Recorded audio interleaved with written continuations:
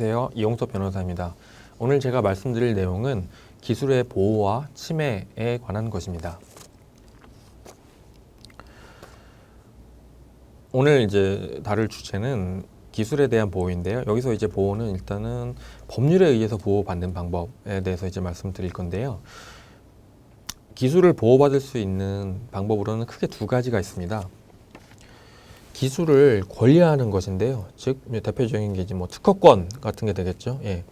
그래서 이렇게 기술을 권리화하는 방법이 있고, 또는 권리로서 만들지는 않았는데 그냥 그 자체를 영업비밀로서 보호받는, 크게 이런 이제 두 가지 방법이 있습니다. 이 두 가지 방법은 그 보호 대상, 보호받기 위한 방법 및 그 기간 등에서 좀 차이가 있는데요. 예, 이하 다음 장에서 조금 자세하게 말씀을 드리겠습니다. 먼저 그 특허권 등 권리화를 해서 기술을 권리화한 다음에 그것에 의해서 이제 보호받는 방법인데요. 먼저 이런 특허권 등 권리를 받으려면 이제 특허권의 경우를 먼저 설명을 드리면, 간단하게 그 특허청에 출원한 이후 그 기술이 이제 공개가 되고, 그래서 이제 특허청의 심사를 거쳐서 이제 등록이 되는 이런 게 필요합니다. 예, 그러니까 기술이 특허권으로서 권리화가 되기 위해서는 이제 등록이 필요하고요. 그래서 만약에 이렇게 등록이 되면 등록일로부터가 아니고 출원일로부터 20년 동안 독점 배타적인 권리를 부여받습니다. 그래서 이렇게 등록이 되면 이제 특허법에 의해서 강력한 보호를 받는데요. 그러니까 이제 특허법에서 이제 뭐 특허권자에게 어떤 권리를 준다. 뭐 예를 들어 뭐 누가 침해를 했을 경우에 손해배상을 청구하게 되는데, 보통의 경우에 손해배상액을 산정하기가 꽤 어렵습니다. 예. 그래서 이제 그런 게 좀 애로사항이 있는데, 특허법에서 아예 그냥 손해배상액을 좀 추정하는 어떤 그런 규정이 있어서 이제 그거에 대로 이제 손해배상을 청구할 수 있고요. 그리고 누가 침해하고 있으면 이제 금지를 청구할 수도 있고, 그리고 어떤 침해자가 뭐 그러니까 주의 의무를 다해서 그래도 내가 일부러 뭐 너의 권리를 침해한 것이 아니다라고 이렇게 주장을 해도, 그래도 너 침해자가 과실이 있어라고 이렇게 추정을 해줄 수 있는 뭐 이런 이제 특허법에 있는 강력한 보호를 받을 수 있게 되고요. 두 번째, 영업비밀로서의 보호받는 거는 뭐냐면, 이거는 이제 말 그대로 비밀이라는 말이 있으니까요. 공개를 하지 않습니다, 의회에서. 그래서 잘 이제 비밀로 킵해가지고 이제 관리되는 정보인데, 영업비밀로 유지되는 동안 시간에 제한 없이 이제 보호를 받을 수 있습니다. 그래서 이제 관련 법률로는 이제 부정경쟁 방지 및 영업비밀 보호에 관한 법률이 있는데요. 근데 이제 대신에 이거는 독점 배타권이 없습니다. 그러니까 무슨 말이냐면, 예를 들어 똑같은 기술을 어떤 두 주체가, 예를 들면 뭐 A 회사와 B 회사가 우연히 독립적으로 그냥 자기 개발해서 보유하고 있었어요. 그러니까 A 회사가 B 회사 걸 따라한 것도 아니고 B 회사도 A 회사를 따라한 거 아닌데, 우연히 같은 기술을 갖고 있으면 이건 다 인정이 되는 거예요. 각자의 고유의 영업비밀로. 그러니까 즉 독점 배타권이 없는 거죠. 자기가 혼자 하고 남을 이렇게 밀어내는 배타권이 없다는 거죠. 예. 그리고 이제 또 이런 거 있는 거죠. 그리고 영업비밀이라는 거는 영업비밀이라고 주장하는 자가 증명을 해야 됩니다.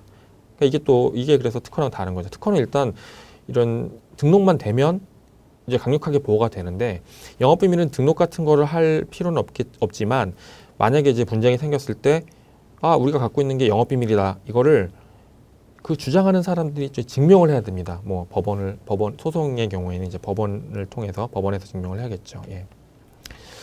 그래서 이제 그 기술을 보호하기 위해서는 이제 그런 두 가지 방법이 있고요. 이제 내 기술을 보호하는 거에 이제 관심 있으면 또 이제 타인의 기술을 침해하는 거에 대해서 좀 관심이 있어야겠죠. 그러니까 타인의 기술을 침해하지 않도록. 그랬을 때 이제 뭐 이거는 어떻게 보면 뭐 당연한 건데요. 그 새로운 기술을 개발할 때 그 관련된 기술에 대한 먼저 조사가 필요하다는 것이죠. 선행기술 조사. 예.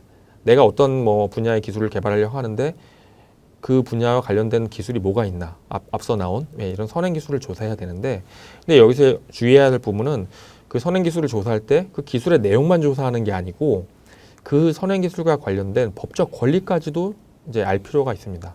예를 들어서 이제 어떤 뭐 기업에서 이제 선행기술을 조사를 했는데, 선행기술 A가 있고 이제 B가 있었는데, 어떤 선행기술 A는 보니까 어떤 타인이 이미 특허권을 가지고 있는 기술이고, 선행기술 B는 그 오픈소스 라이선스, 그 이제 무료로 쓰게는 해주지만 어떤 의무를 지켜야 하는 이제 이런 적용을 받고 있는 기술이라고 하면 이제 당연히 특허권을 침해하지 않도록 이제 조심해야겠죠. 근데 그래도 꼭 내가 이 기술이 뭔가 좀 필요하다 하면 이제 뭐 특허 회피 설계라는 것이 있는데요.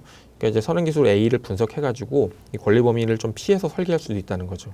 그리고 선행기술 B는 그 오픈소스 라이선스에서 규정하고 있는 그 의무 준수. 그러니까 우리 이 선행기술 B를 이용해서 만든 것도 뭐 공개해라. 뭐 이런 이제 의무를 꼭 지켜야 된다라는 것이죠. 예. 근데 참 이런 게 뭐 말이 쉽지 선행기사 기술 조사하는 게 어렵죠. 기술 자체를 검색하는 것도 어렵고 또 아까 말씀드린 대로 그 법적인 권리까지 조사하는 건 더 어렵죠. 어려운데 그래도 최소한 사업 기획 단계에서 최소한의 이런 게 있구나. 그러니까 이런 게 리스크가 될 수 있겠구나라고 인식하는 거는 좀 알고 있어야 합니다. 그래서 만약에 그런 리스크가 현실화될 가능성이 있는 것 같다. 그러면 당연히 이제 이런 변호사, 변리사 등의 전문가에게 꼭 이제 검토를 받는 것이 좋습니다. 예. 만약에 그렇게 이런 현실화될 가능성이 있는데도 방치하면 이 뭐 속담이죠. 호미로 먹을 거를 가루로 맞게 될 수 있습니다. 네, 기술의 보호와 침해는 동전의 양면과도 같습니다. 사업 기획 단계에서 기술의 보호와 침해 관련 리스크를 대략적이라도 파악한 후 리스크가 현실화될 가능성이 높아지는 경우 변호사 등 전문가에게 반드시 자문을 구해야 합니다.